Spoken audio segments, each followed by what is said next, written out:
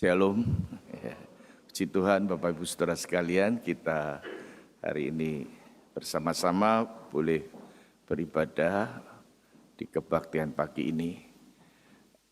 Sebelum saya khotbah, saya ingin menyambut saudara yang tadi disebutkan beberapa kita yang telah datang. Sahabat lama saya, Papa Mama dari Debbie, Ferry Ferianto, yaitu Pak Leong Hui, bisa angkat tangan berdiri di tempat sama Ibu, bisa kami ingin menyambut lama sekali, long time no see ya Pak Arianto bersama Ibu dari Denpasar, dari Bali, Indonesia. Selamat datang bersama kami semua. Dan juga untuk ini student lagi datang, pasangan Jessica dan Daniel ada di sini tadi. Bisa berdiri sejenak Pak Jessica Daniel bersama Jessica, welcome di dalam kebaktian ini. Dan juga Michelle dan temannya ya, Cassandra punya Cici mana, duduk di mana tadi, Cici. Michelle bisa berdiri sebentar, kami ingin sambut dari Adelaide, kami sungguh bersyukur bersama-sama. Dan Pak Yones bersama Ibu, ada temannya yang datang, Hun, bisa berdiri Ibu, kami sambut bersama. Mari Bu, ya terima kasih, selamat datang. Dan juga kembali saudara, mungkin ada juga di antara kita yang lain, kami sambut saudara. Dan khusus tadi katakan, minggu lalu saya mendoakan untuk dua keluarga, yaitu David dan Sophie, yang mengalami kecelakaan di daerah Armidale, 8 jam dari Sydney. Bapak Budi bersama Ibu dan Alex bisa berdiri, kami ingin menyambut dan mendoakan. Jenazah sudah dikremasi kemarin dan Pak Budi dan keluarga akan kembali ke Indonesia setelah beberapa urusan selesai. Silakan juga Ibu Feling bersama adik Jessica. Ini adalah mama dari Sophie. Bisa menghadap sebentar. Selamat datang, selamat berbakti di tempat ini. Ya, silakan duduk. Kami undang bagi saudara yang sudah dibaptis nanti ikut di perjamuan suci bersama. Saudara sekalian, kita sampai pada bagian khotbah serial tentang ibadah, saudara. Dan hari ini tema yang diangkat adalah bagian yang terakhir, yaitu benediction, doa berkat yang tadi dibacakan oleh Pak Ramis dari Bilangan pasal yang ke-6 ayat 22-27. Saudara. Saudara, sebetulnya apa sih itu benediction, saudara? Apa itu doa berkat? Mungkin ada sebagian orang yang mengartikan, khususnya anak-anak muda, anak remaja, hore, kebaktian sudah selesai. Benediction artinya seperti itu. Over semuanya, sudah selesai semuanya. Saudara, ada orang yang memiliki dan memahami bahkan menghargai benediksi itu begitu berharga sekali. Ada mereka yang sebaliknya juga menganggap itu formalitas saja, hal-hal yang biasa. Mungkin ada sebagian orang kalau waktu benediksi saya perhatikan cepat-cepat ke sekolah minggu jemput anaknya, cepat-cepat ke one way jemput remajanya, saudara. Ada sebagian orang yang mungkin masih menganggap ini sebagai formalitas ibadah saja. Saudara, Albert Schweitzer itu ada seorang teolog, seorang penulis, seorang musician yang luar biasa. Kalau saudara di situ, Albert Schweitzer mendapatkan hadiah prize Nobel yang sangat luar biasa. Dia sebagai seorang misionaris di Afrika Selatan. Dan dia menceritakan di dalam autobiografinya di daerahnya, dia seorang anak pastor, seorang pendeta. Anak seorang pendeta yang menggembalakan di desa kecil. Dan pendeta ini tiap minggu melayani firman dan memberikan doa berkat. Dan Albert Schweitzer memberi kesaksian setiap kali dia beribadah, dia mau sampai akhir, sampai waktu benediction itu disampaikan. Kenapa demikian? Karena yang pertama dia merasakan bahwa yang menyampaikan ini adalah papahnya sendiri, ayahnya sendiri, sang pendeta itu sendiri. Tetapi dia mengatakan satu kalimat, dan melalui ayah ini, papanya ini sebetulnya yang memberkatinya, yang menyatakan itu adalah Allah sendiri. Dan pada waktu itu dinyatakan ada satu hal yang mengalir dalam hidupnya, yang menghangatkan jiwanya, yang menyejukkan hatinya untuk terus boleh bersama berdekat dengan Tuhan. Abed Husser ini sangat menghargai benediction. Dan dia katakan, saya kalau beribadah pasti sampai selesai. Benediction itu disampaikan. Nah, saudara-saudara, memang ada berbagai macam pandangan, saudara. Ada gereja yang tidak memberikan benediction pada di akhir kebaktian. Mungkin ada juga yang seperti seorang pergi ke mall atau pergi belanja, selesai belanja langsung pelayannya mengatakan see you again. Kita selesai kebaktian bersama-sama berkanan sampai jumpa lagi. Tetapi saudara-saudara, mari kita perhatikan di dalam liturgi kita itu ada bagian benediction. Apa pentingnya? Apa hal yang berkaitan dengan kita? Saudara, Bilangan pasal yang ke-6 ayat 22 sampai 27 itu saya bagi menjadi 3 bagian. Bagian yang pertama, Tuhan memberkati engkau dan melindungi engkau. The Lord bless you and keep you. Ayat yang kedua, bagian yang kedua, Tuhan menyinari engkau dengan wajahnya dan memberikan engkau kasih karunia.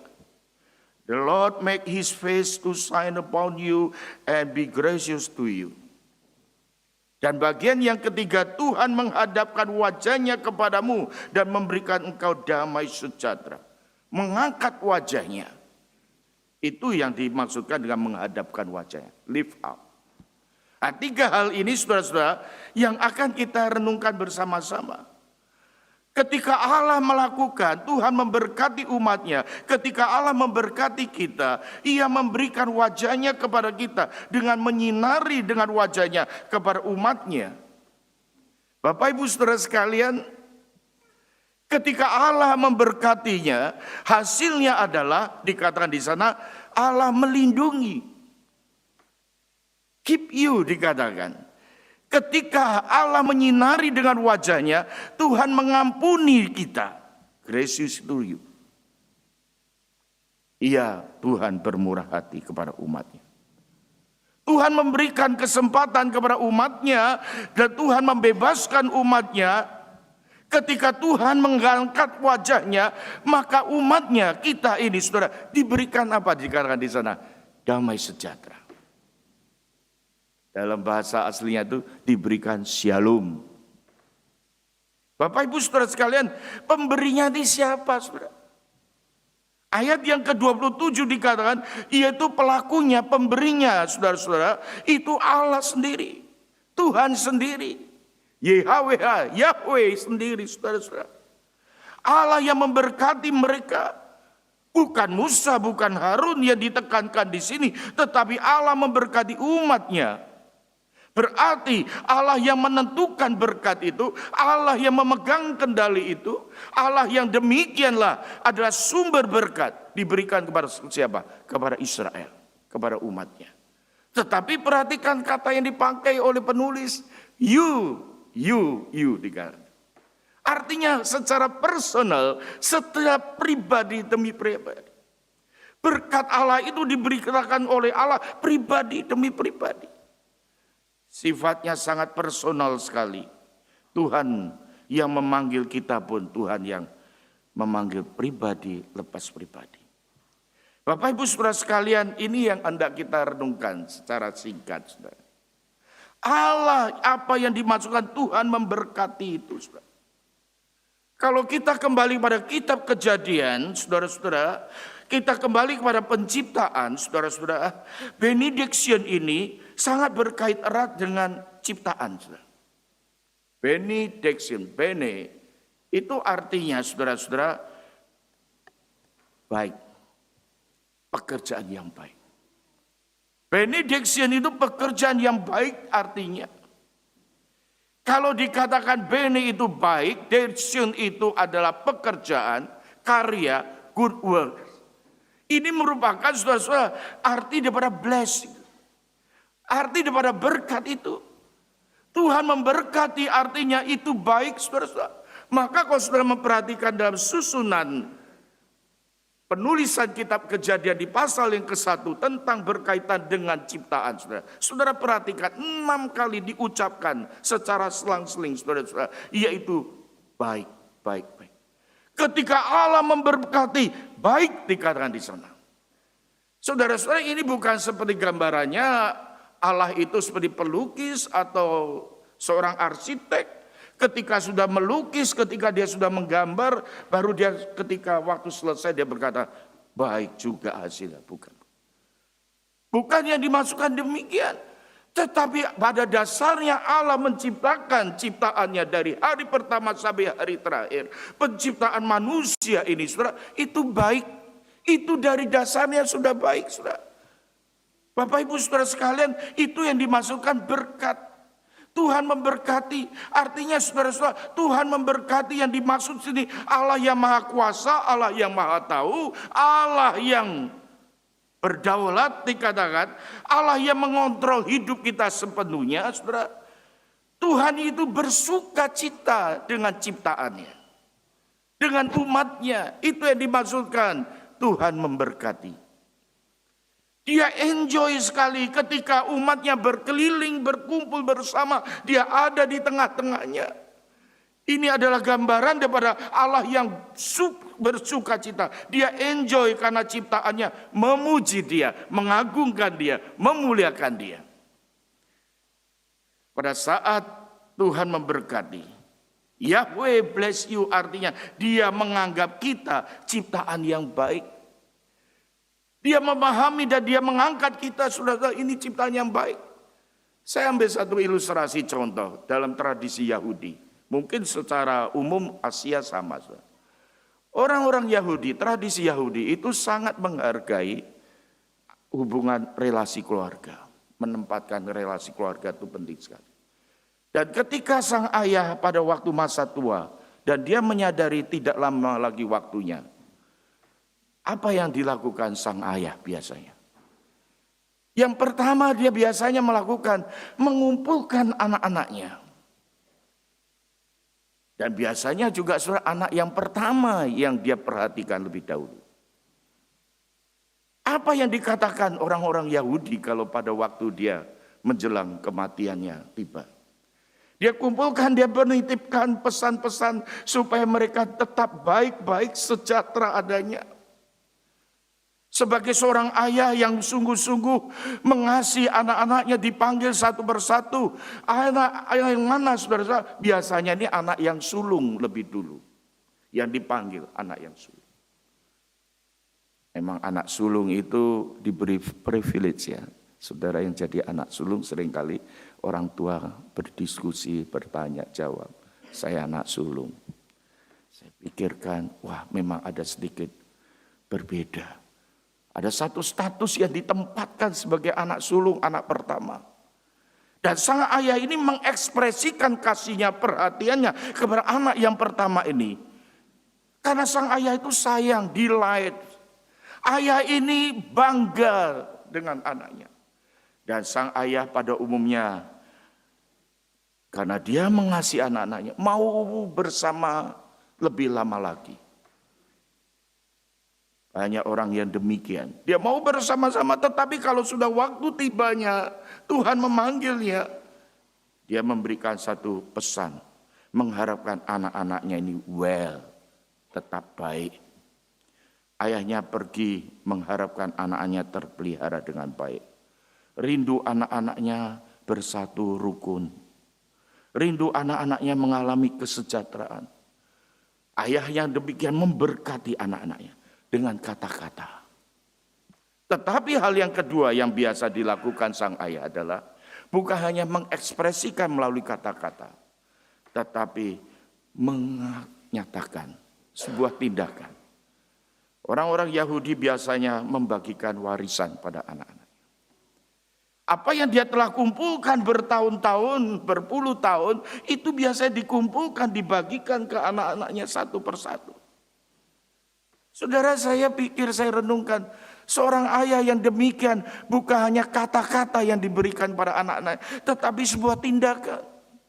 Saudara boleh riset orang tua yang sungguh-sungguh mengasihi anaknya. Apapun yang diminta oleh anaknya, apapun termasuk pengorbanan, dia lakukan. Saudara.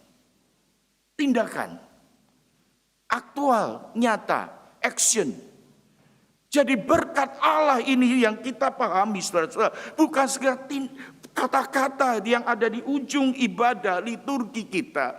Tetapi ini merupakan penggenapan daripada janji Allah yang dinyatakan, saudara-saudara. Ini sudah diberikan kepada umatnya. Ini sudah dinyatakan kepada umatnya. Mereka dikumpulkan bersama-sama. Jadi berkat yang keluar dari mulut sang ayah itu disertai dengan sebuah tindakan. Bukan sekedar janji yang tanpa digenapi. Perkenaan ini menjadi action, tindakan, saudara. Allah pun demikian, bahkan lebih daripada itu. Allah mengatakan berkat bukan sembarang kata-kata. Ia menyertai, dikatakan ia bersama dengan kita. Apa tindakan di sini, saudara? Kalau sudah perhatikan di sana, memberkati engkau, dikatakan, dan melindungi engkau. Melindungi, saudara. Doa berkat yang disampaikan imam itu, saudara, dikatakan Allah melindungi. Lebih tepat lagi Allah menjagai. Apa maksud penjelasan Allah menjaga? Minggu depan kita akan mengkhotbahkan 1 Mazmur 121.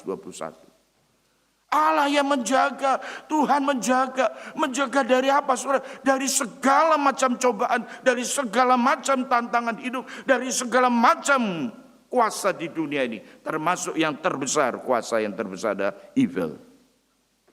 Dosa. Kuasa iblis. Kuasa setan. Itu pun sudah dikalahkan dan Allah menjaga kita, menjaga nyawa kita di kata Mazmur 121 dari sekarang sampai selama-lamanya. Ini janji yang agung. Ini doa berkat yang lengkap sempurna.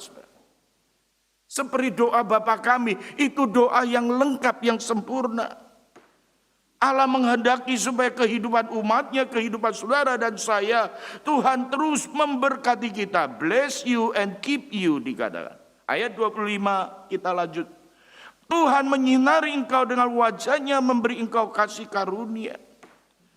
Bapak ibu saudara sekalian, the Lord make his face to shine upon you and be gracious to you. Saudara-saudara, ini kita lihat, kita lanjutkan dengan ayat yang ke-26. Di sana dikatakan Tuhan menghadapkan wajahnya, bukan hanya menyinari. Tuhan menghadap wajahnya, mengangkat wajahnya kepadamu dan memberikan engkau damai sejahtera. Ini kita kaitkan karena ada satu ide kait-mengait antara ayat 25 dan 26. Tuhan menyinari dengan wajahnya. Wajah apa dikatakan? Wajah yang gracious to you, berarti wajah yang penuh kasih, wajah yang penuh dengan kemurahan, wajah yang memberikan pengampunan bagi umatnya, bagi kita semua. Tuhan yang demikian, yang menghadapkan wajahnya, saudara, yang memberikan pengampunan itu, dilanjutkan memberikan damai sejahtera. Bapak ibu saudara sekalian, kalau kita bandingkan dengan wajah Kain, ketika sebelum membunuh Habil. Kita ingat cerita bagaimana wajah Kain. Tuhan menegur Kain pada saat itu. Dan ketika melihat Kain dikatakan, Tuhan mengatakan, mengapa hatimu panas dan mukamu muram. Bahasa aslinya muram itu sebetulnya diartikan mukanya jatuh, muram jatuh. Tapi di sini Allah mengangkat wajahnya.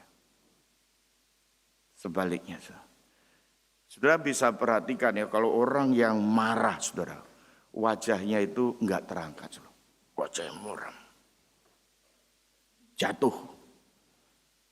Dan wajah yang demikian enggak bisa membohongi orang, saudara. Wajah itu berbicara sesuatu yang jujur, yang apa yang ada di dalam hati kita. Sekalipun banyak orang bisa berlatih, bermain sandiwara, teater itu kan sedikit bisa tertawa, sebentar bisa menangis, sebentar bisa mewujudkan berbagai macam wajah. Itu performance. Tapi kalau saudara kembali pada kehidupan dia sehari-hari, akan nampak wajah aslinya. Wajah Kain itu wajah yang jatuh. Hatinya panas, muram. Tuhan dikala memberikan wajahnya. Menghadapkan wajahnya, mengangkat wajahnya. Dan memberikan shalom. Wajah yang menerima, wajah yang memberi penampunan. Wajah yang memberkati, wajah yang utuh. Saudara-saudara. Saudara, Alkitab memakai kata face, wajah itu banyak di Alkitab. Salah satu arti daripada wajah itu adalah menunjukkan kehadiran. Mengangkat wajah menunjukkan kehadirannya, saudara. Saya perhatikan Alkitab ini luar biasa. Penulis yang diinspirasikan Roh Kudus itu, saudara, luar biasa. Memakai kata wajah di sana. Saudara coba ini yang baru punya anak-anak kecil, baru lahir, nanti lihat berapa tahun. Saya memperhatikan cucu saya itu.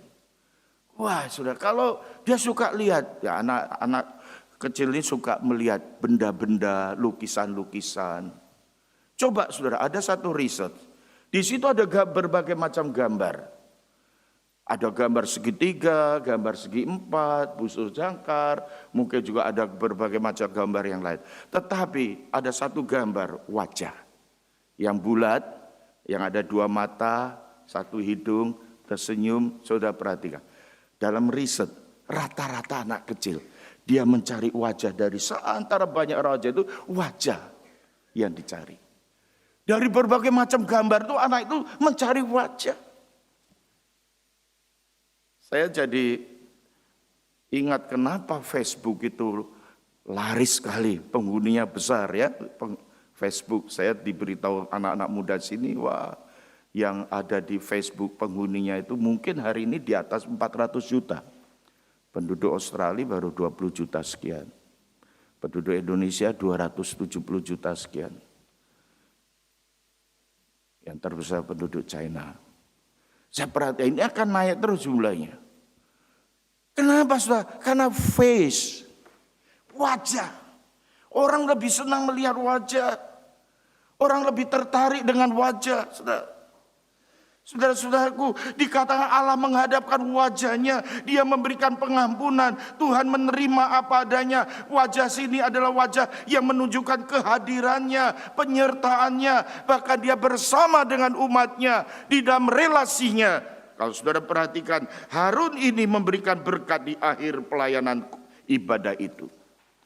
Jadi saudara-saudara, Harun sebagai imam itu memberikan doa berkat itu di akhir pelayanan ibadah itu berakhir. Artinya setelah selesai semua, setelah umatnya mengaku dosa, setelah umatnya menerima pengampunan dan anugerah Tuhan, setelah umatnya beribadah sujud di hadapannya, maka pada akhir itu, di dalam ibadah di tabernakel itu, saudara-saudara, ibadah itu ditutup dengan benediction. Artinya ketika semua ini Allah berkenan menerima umatnya, wajah Allah bersinar di hadapan manusia. Umatnya manusia, saudara dan saya. Jadi saya ketika membuka Alkitab ini, saya merenungkan, menyiapkan khotbah. Saya berpikir-pikir, bukankah Alkitab, Musa juga mencatat, kita tidak bisa melihat Allah muka demi muka. Karena manusia berdosa, Allah tidak bisa bersatu dengan manusia berdosa. Manusia melihat Allah akan mati, tidak bisa di sana. Saudara-saudara, luar biasa sekali, saudara. Di sini kita bisa melihat Allah yang berinisiatif, Allah yang menampakkan dirinya, Allah yang menampakkan wajahnya. Dan pemahaman dengan pemahaman rohani yang demikian, saudara-saudara, kita meruntut pada sejarah penebusan. Bukankah kita melihat umat manusia yang berdosa, yang harus dikutuk, yang harus menanggung konsekuensi maut itu, saudara. Itu sudah diselesaikan di atas kayu salib. Redemption history. Sejarah penebusan itu, saudara. Saudara perhatikan baik-baik saudara-saudara. Ketika surat Galatia, ketika kitab Ibrani dituliskan, dia Yesus Kristus imam besar kita. Bukan hanya membawa persembahan, tetapi dirinya menjadi persembahan, menjadi korban. Dia berinisiatif. Seluruh sacrifice, seluruh pengorbanannya, inilah yang harus ditanggung di dalam Kristus. Kutuk sebagai akibat dosa ditanggung oleh Kristus dengan mati di atas kayu salib. Ia membawa dirinya sebagai korban, menyerahkan dirinya menjadi korban. Dia menjadi kutuk yang seharusnya kita, saudara dan saya, menanggung konsekuensi dosa itu. Maka perjamuan kudus ada sesuatu sakramen yang kita tidak boleh abaikan. Mengingat pengorbanannya. Dia memelihara saudara dan saya. Saudara, sebelum kita pulang dari ibadah ini, coba kita bertanya, jadi apa aplikasinya bagi kita? Janji ini sudah digenapi dan janji ini sudah diberikan pada individu ke individu, pribadi lepas pribadi. Bukan hanya Israel secara kolektif, tapi saudara dan saya, to you, kamu dikatakan. Bagaimana kita menghidupi berkat Tuhan? Bagaimana saudara dan saya sebagai komunitas yang saling memberkati, saudara? Artinya kita menghidupi panggilan kita sebagai komunitas, sebagai keluarga besar, saudara. Biarlah kita pulang dari tempat ini dipenuhi dengan berkat Allah. Dan perkataan kita dipenuhi dengan berkat Allah. Dan perkataan kita menjadi berkat bagi orang lain. Memberkati satu dengan yang lain. Saya tadi singgung kata berkat lawannya itu kutuk. Orang yang ada di dalam Kristus, manusia baru, hati dan hidupnya penuh berkat. Kita boleh mengucapkan kata-kata yang tidak enak, mungkin mengkritik. Tapi kata pengkritikan yang bukan menjatuhkan, tapi kritik yang membangun. Itu berkat. Kita memerlukan kehidupan bersama. Jemaat Tuhan sekalian, kita menerima berkat untuk boleh saling memberkati. Saudara dan saya, biarlah kita boleh mengaplikasikan Allah sendiri yang memberkati kita. Bukan Musa, bukan Harun. Berkat ini sudah diberikan kepada kita oleh Tuhan sendiri. Sehingga pada waktu benediction, kita diberkati oleh Allah Tritunggal, Allah Bapa, Putra, dan Roh Kudus. Dialah yang menjaga kita. Kita secure, kita di dalam keamanannya, perlindungannya, saudara. Bapak Ibu saudara sekalian, saya menitipkan pesan ini juga kepada keluarga yang berduka. Tuhan menjagamu, memeliharamu. Ya, Tuhan menolong kita semuanya. Satu persatu. Bapak Ibu yang mengikuti live streaming, karena terpaksa tidak dapat kebaktian, karena tidak bisa, tubuh fisiknya lemah, sakit. Ada di antara kita yang sedang menjalani masa-masa palliatif. Ada saudara-saudara kita yang hari ini sedang bergumul dengan masalah-masalah yang berat. Ingatlah saudaraku, Tuhan keep you, menjagamu, melindungi. Tuhan mengontrol, menjaga, mengendalikan. Tuhan berkuasa, berdaulat. Kayak Tuhan menolong kita semuanya. Amin. Mari kita ucapkan ayat yang ke-24 sampai ke-26 bersama-sama untuk memberikan berkat satu dengan yang lainnya. Khususnya pada pasangan-pasangan ataupun pada anak, pada ayah, ataupun pada sahabat. Ayo kita ngomong bersama-sama ayat 24, 1, 2, 3. Tuhan memberkati engkau dan melindungi engkau. Tuhan menyinari engkau dengan wajahnya, memberikan kasih-kasih karunia. Tuhan menghadapkan wajahnya kepadamu dan memberi engkau damai sejahtera. Amin. Saudara, tiba saatnya kita akan menerima pelayanan perjamuan kudus ini.